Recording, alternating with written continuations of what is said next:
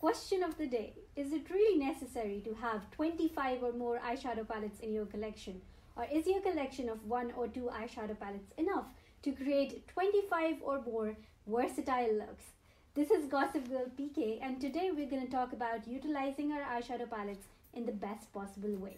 But before we get started, just a quick reminder to hit the subscribe button and give this video a thumbs up to let me know that you care. So let me first tell you guys what the challenge is all about, and then we can talk about how I plan on going about this challenge. So I'm calling this the 1 month, 1 eyeshadow challenge, and I want to challenge myself and anyone who chooses to do this challenge to basically try and create as many looks as possible with one given set of eyeshadows. Initially, I wanted to call it the 1 month, 1 palette challenge, but I decided against that because of 2 reasons. Number one, there's already a challenge going around on YouTube with that exact same name, and it's more geared towards the project planning objectives, which you guys know I love project planning and I love finishing up products. And while utilizing your makeup and using up your products is one of the core objectives of this challenge, it is not at the heart of it. At the heart of it is the idea to create a database of eye looks so that anyone who has this one eyeshadow palette in their collection could be inspired. Now, the other reason why I didn't want to call it the 1 month, 1 palette challenge was because there are certain palettes in our collections that don't really work well alone. They need another palette to complement them. Case in point, my Viseart all matte eyeshadow palettes. I love those palettes and I would love to use them in these challenges. But of course, I like a shimmer and the glitter on my eyes, so I would like to pair them together with other Viseart eyeshadows or just simply other shimmer eyeshadows in my collection. So because I didn't want to confine myself to one palette, I chose to not call it the 1 month, 1 palette challenge. I'm creating this challenge and dedicating it to the ordinary girl out there. Yes, you heard me right. I said an ordinary girl. And I don't mean it in an insulting way in the least. In fact, quite the contrary. Now, I definitely feel very blessed and happy to have all these amazing eyeshadow palettes in my collection. But I do kind of miss and feel nostalgic about the simpler times when I had this one old busted eyeshadow palette in my collection that I used to share with all 3 of my older sisters, and I had no clue which colors would go well together. So I am dedicating it to that girl. In the face of today's beauty community where brands are constantly coming out with these new eyeshadow palettes and YouTubers are constantly shoving down new eyeshadow palettes down our throats, myself included, this girl really thinks long and hard before she actually goes out and invests in one. I am here to show her how she can use that one palette to achieve dozens and dozens of looks and just look as awesome as anyone else. Now, this is an ordinary girl. She's not a makeup artist. She's not a stage performer. So don't expect this series to be filled with these unique and ultra innovative eye looks because first of all, I'm not that talented, and secondly, that's not what this girl wants. This girl wants looks that are simple to achieve and yet they still pack a punch. So for this first month, I chose the palette that you guys asked for. I asked you on my Snapchat as well as on my Instagram which palette would you guys like me to use first, and the answer was overwhelmingly the Jaclyn Hill palette. And I think it's pretty perfect for this challenge because it's popular, a lot of people already own it, it has both matte and shimmer eyeshadows, the variety of colors in this palette is pretty amazing, it's not unbelievably expensive, and the quality is pretty amazing too. Now, I do want to preface by saying that I don't like to think of myself as the Morphe girl. Sure, I like some of their products, but I'm not for shoving down products down your throat. If I don't like something, I don't. And don't take me wrong, I have nothing against Morphe, but I do know that it's a controversial brand and people often don't trust influencers who talk too much about Morphe. So I just wanted to make it a point and let you guys know that it's you who selected this palette, not me.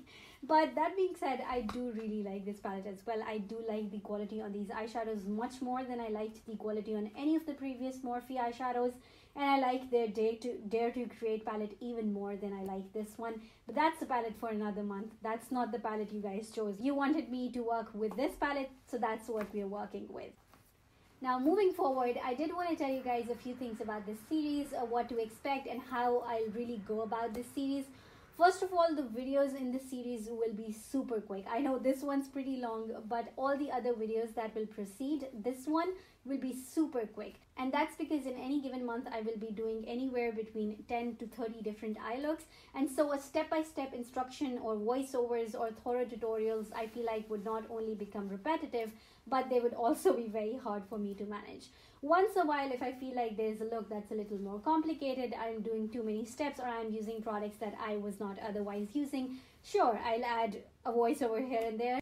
But for the most part, it will just be me putting my eye makeup on in front of the camera in fast forward. I'll just write the brush name and the eyeshadow name somewhere on the screen and maybe a little instruction somewhere, but that's about it. That's the extent of these videos. Now, sticking to the theme of keeping things simple, I only expect you or want you to have these 3 kinds of eyeshadow brushes in your collection. If you have duplicates or more than one of them, it's gonna make your life easier, but if you don't have to have them. There's a 4th brush, but that's completely optional. So first, you're gonna wanna have a blending brush. It's a big fluffy brush that we are going to use to lay down our transition shades. My favorite ones are this Sephora crease brush and this Haki Hodo J5522. But you can use whatever you have at hand. If you have any of these Anastasia, Modern Renaissance, Subculture, or any other Anastasia Beverly Hills palettes, they come with these eyeshadow brushes that are dual-ended and they would do just fine as well. These are a little scratchy, but they do the job. Next, you would want to have a crease brush. This is the brush that we'll use to do some defining into the crease and some detail work. My go-to crease brush is the Haki Hodo J5523. A Morphe alternative for that one is the M433. Again, Morphe brushes are a little scratchy for my liking, but they do the job. And lastly, there are these pencil brushes. These are amazing to do all the detail work in your lower lash line, and they're also amazing to highlight your brow bone and your inner corners. If you only have one, it's perfectly fine. Just wipe them on a piece of tissue paper before you move on to your next step, and you'll be fine. The 4th kind of brush is an eyeshadow packing brush, but this is completely optional because our fingers do a better job of packing eyeshadow on our lids. That's it. Those are the brushes you'll need to create any of these eyeshadow looks. Other than that, you'll just need your necessities. You'll need an eyeliner, a kohl eye pencil, a mascara, but these are things I assume are already in every ordinary girl's makeup kit. I would also want you to invest in at least a glitter glue. The e.l.f. one is pretty cheap and I really like it. If you don't have a glitter glue, that's okay as well. Just pick your eyeshadow up before on a finger, give it a quick spritz with rose water, and it will give you almost the same results. Now, for any of these looks, feel free to play with them and make it your own. If you want to add a wing liner, and I didn't add it because I'm not good at it, just go ahead and rock that wing liner. If you want to take away a wing liner because, well, you don't have the time to put it on, go ahead and do that. If I put falsies in one of these looks and you don't have them, or you don't have the time or the will to put them on, just feel free and play with it and make this series your own. Whatever you do, just have fun with this series. It's nothing serious, it's just makeup, and makeup is fun. So go ahead, have fun with it. But yeah guys, that is pretty much it for today's intro. That's the series we're going to be starting on this channel starting now. I'm going to let this video transition into a very quick tutorial of me putting this eye makeup on. I really loved how this turned out. I hope you guys would like it too. If you are excited about this series, as excited as I am, and would want to see more of this in the future, then not only give this video a thumbs up, also comment down below letting me know what other eyeshadow palettes you guys would want me to use in one of these series. And that is it. Thank you for hanging out with me today. I will see you guys in my next video. Bye.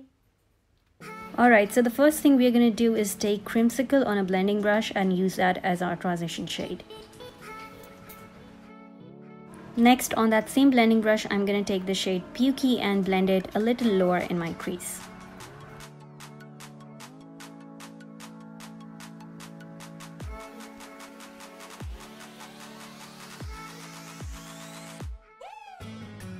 Next, I'm going to take the shade Roxanne on a finer crease brush and I'm going to blend it directly into the crease. This will be even lower than the previous 2 shades that we applied. It will be directly into the crease and the deepest in the fold of your crease.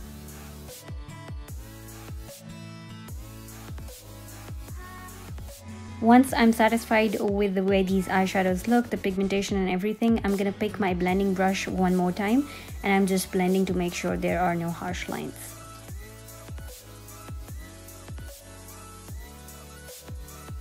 I'm then going to take my e.l.f. glitter glue on my fingers and applying it to the inner 2/3 of my lid. Now I'm applying a mix right on top of the glitter glue that I laid down. This will just make sure that all the glitters in that eyeshadow stick to the eye.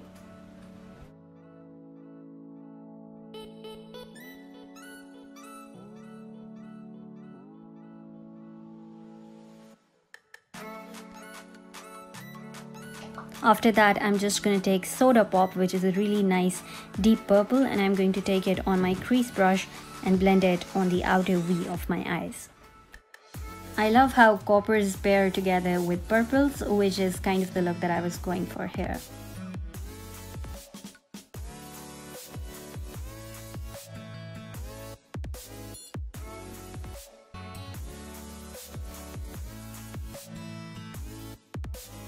Now I'm lining my waterline as well as tightline using the Master Drama Kohl Eye Pencil by Maybelline, and after that I'm going to take my Stila Stay All Day liquid eyeliner and just create a teeny tiny wing.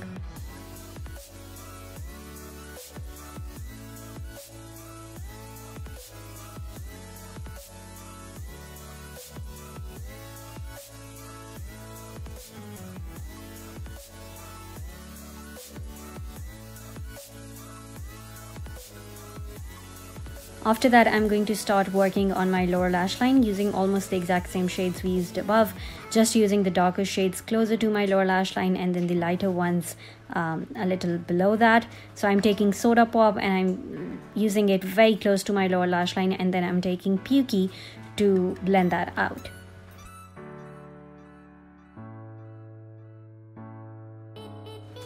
And then I'm just applying 2 coats of my mascara, first on my lower lash line and then on my upper lashes.